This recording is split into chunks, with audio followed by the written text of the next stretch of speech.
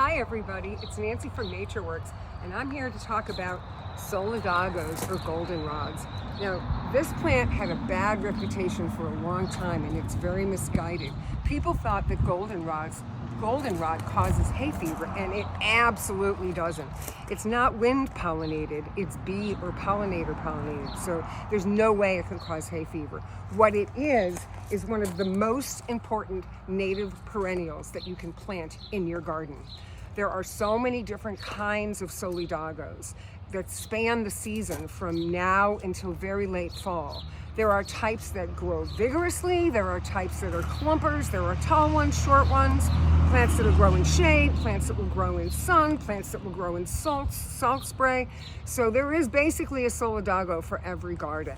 I'm looking here at the section of Solidagos on our benches at NatureWorks today, and right now, just today, we have 8 different specific goldenrods in stock, and we carry a whole lot more than that. This is a Solidago cheat sheet that I've been working on. It's not on the website yet. I'm working on finalizing it, and eventually we'll put it up as a handout. It's sort of right now a staff training document. So we'll start by talking about this cutie pie. This is Solidago cutleri. This is new to me. It's a dwarf. It is a really low-growing plant. Look at the flowers. They're so beautiful. And this would be a great edging plant, and it's quite early blooming. So Solidago cutleri, I'm sure you may not have heard of that one. This is another new line of native plants that we're getting in young starter pots, which is so much easier than plugs because they're in pots, so they don't dry out as quickly. And this is Solidago sempervirens, which is called seaside goldenrod. And if you live anywhere near the beach, you see this everywhere. But you can also grow it in well-drained soil in full sun in your garden. So don't be fooled by the small size. It will come up to about this height. It has beautiful yellow flowers late in the summer and into the fall. And it can tolerate, like say you have an area by the side of the road that's very sunny with a lot of road salt. That's the kind of thing that this could tolerate. Very durable. This is another extremely interesting goldenrod. This is Solidago graminifolia. Graminifolia means grass-like leaves, and its common name is grass leaf goldenrod. And I actually have this in my garden. It's seeded in without me bringing any seed. It just blew in from the wild, and it is beautiful. I have often posted pictures on the NatureWorks email of butterflies and pollinators on this. It has a cluster of flowers at the top. It is spready, so this is not for the faint of heart in terms of a tiny garden. I have this in my lower garden where I have ironweeds and other kind of spready plants, pacara. I have some clether down there, and it's not in full sun in all places in my yard. It's in both full sun and partial shade.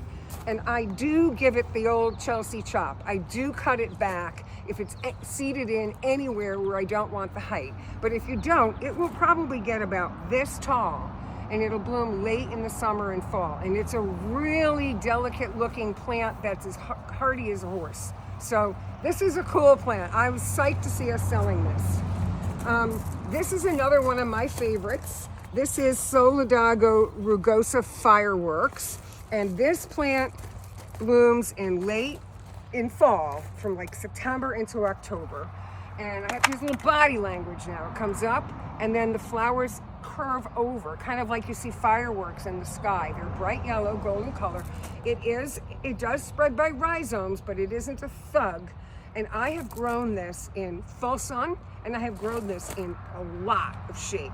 Shade will slow it down a little bit, but it's one of my favorite goldenrods for cutting. Many people don't know that goldenrods make great cut flowers, and they do. They last a really long time. So that's rugosa fireworks. You often see that in a lot of my landscape designs. What you may not realize is goldenrods, Solidagos, are like critical for pollinators in the fall. So every garden has to have at least one kind. So this is the most, what would I say, tame Solidago we grow. This is called Little Lemon. It has really pretty pale yellow flowers, fluffy flowers. This is a summer bloomer. It doesn't grow that tall. It doesn't spread really fast. So if you want to weave a Solidago into your garden and you don't want it to like run around or have to worry about it, and you like that color, which I like a lot, it's like the color of Lady's Mantle, it's just, or Killia Moonshine. This is a great plant. So that's Little Lemon. This one here just thrills me because this seeded into my garden, and this is called Solidago Juncea, or Juncea, Juncea, and it's called Early Goldenrod.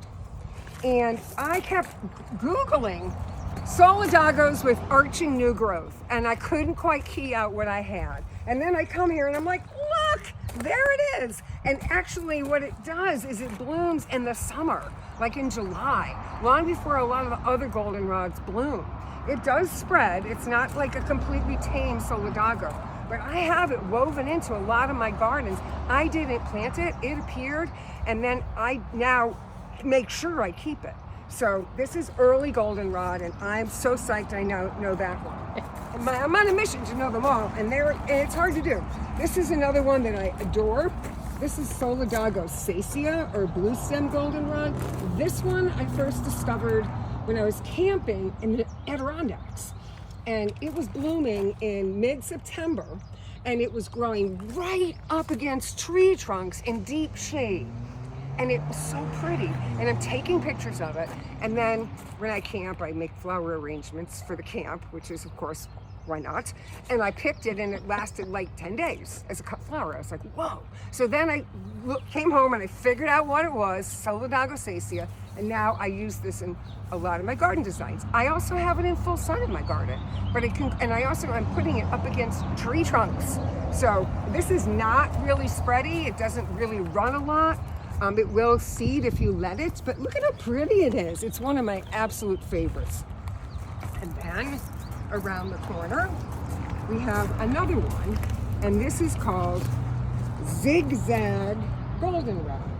And this is Solidago Flexicollis. This is a great one for woodland gardens. You look at the leaf, it looks to me like a woodland aster a little bit, but it's really a Solidago.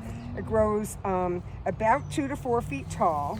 It's a little aggressive in a small garden, but in a woodland garden where you're trying to incorporate some later blooming native plants, this is a great goldenrod. And it's called that because look at the way the stems are. The stems are purple, and you see how they zig and zag a little bit? So that's what we've got in stock right now.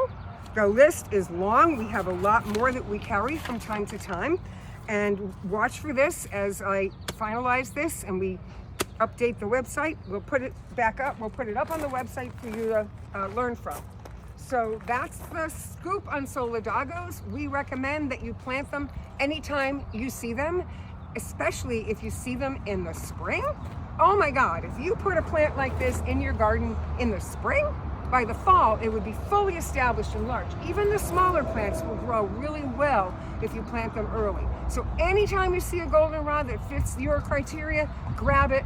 And I think we're one of the very few nurseries that specializes in so many Solidagos throughout the growing season. So this is Nancy from NatureWorks saying, see you at the garden center. Bye-bye.